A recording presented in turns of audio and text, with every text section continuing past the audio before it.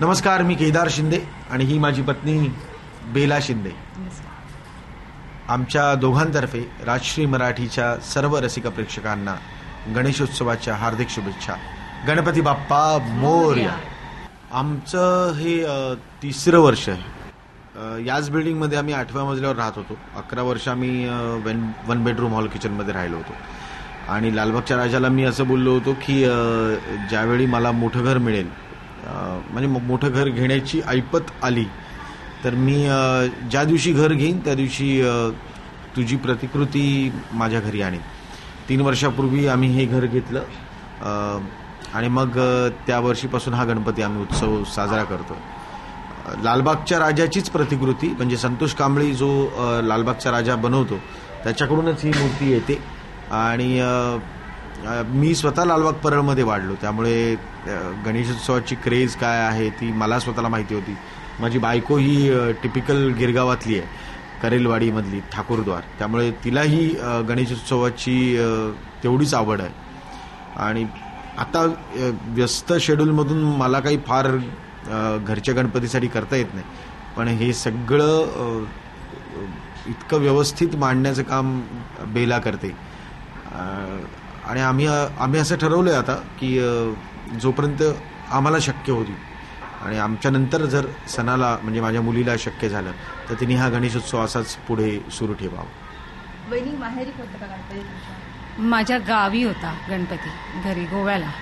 तिथे असतो गणपती 1.5 दिवसाचा. मग आम्ही तिथे जायचो गोव्याला आणि तिथे मग त्या पद्धतीने ती माझी पद्धत माहिती होती मला सगळी गणपतीची, काय असते काय नैवेद्य, पण त्याच्यामुळे मला काही प्रॉब्लेम आला नाही करायला गणपती. केदार, तू लालबागचं म्हणाला, तू लालबागचा आहेस वगैरे, तर मग लहानपणी तिकडच्या आठवणी वगैरे, जल्लोष वगैरे काय सांगशील? परळच्या आंबेकर नगरमध्ये मी वाढलो, म्हणजे आजी आजोबांकडे मी लहानाचा मोठा झालो. आणि आंबेकर नगरमध्ये गणेशोत्सव जो एक असतो तो एक 5 दिवसाचा असतो सार्वजनिक. माझं पहिलं स्टेजवरचं पाऊल हे गणेशोत्सवातलं आहे. मी 3 वर्षाचा होतो तेव्हा अमर अकबर अँथनीमधलं पर्दा है गाणं केलं होतं आणि तेव्हा मला 82 रुपये मिळाले होते. म्हणजे माझ्या आयुष्यातली पहिली कमाई स्वतःची जी असेल ती पण गणेशोत्सवाची. आणि त्यामुळे गणपती बाप्पाबद्दल एक नितांत वेगळी आपुलकी आणि श्रद्धा मनात आहे. आम्हाला जेवढं शक्य होईल आमच्याकडून तेवढं करण्याचा प्रयत्न आम्ही करतो. कारण तसं गणपती आणणं खूप सोपं आहे, पण ते सगळं व्यवस्थित करणं फार अवघड आहे. आणि आमच्या घरी 1.5 दिवसाचा असतो. प्रकर्षाने ही गोष्ट आम्ही पाळली की म्हटलं आपल्याला आत्ता जेवढं शक्य होईल तेवढ्याच गोष्टी करू, म्हणूनच तो 1.5 दिवसाचा आम्ही ठेवला. पण खूप लोक येत आहेत आणि या निमित्ताने ना खूप या घराला लोकांचे पाय लागतात गणपतीच्या निमित्ताने. आणि जे कुठे ना कुठेतरी आम्ही एक लालबाग परळमध्ये मिस करतोय, हिरानंदामध्ये आल्यावर लालबाग परळ किंवा गिरगावला आम्ही मिस करतो.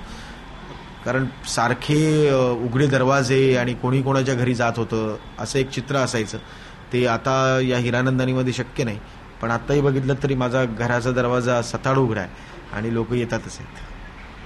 जाणं होतं का लालबागला कधी? गणपती आणायला आता लालबागला गेलो होतो, तिथूनच गणपती आणतो. पण लालबागपासून हिरानंदानीला येईपर्यंतच मला 2.5 तास लागले.